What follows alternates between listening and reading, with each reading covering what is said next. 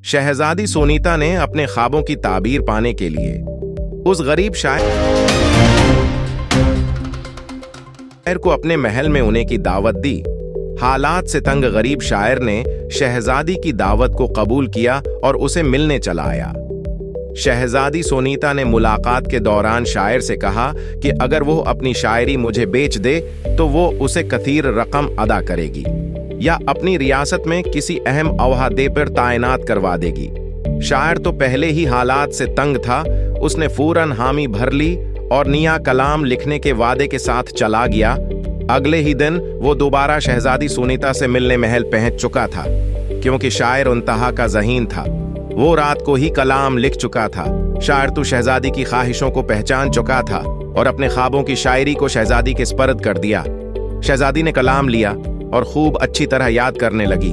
चंद दिनों में शहजादी ने 2 या 3 गजलें, एक नज्म और चंद शार अच्छे तरीके से याद कर लिए। अब वो वक्त भी आ गया जिसके लिए शहजादी ने बहुत मेहनत की थी। महल में एक स्टेज लगाया गया और सल्तनत के कोने कोने से दरबारियों को जमा किया गया। और शहजादी नमूदार हुई।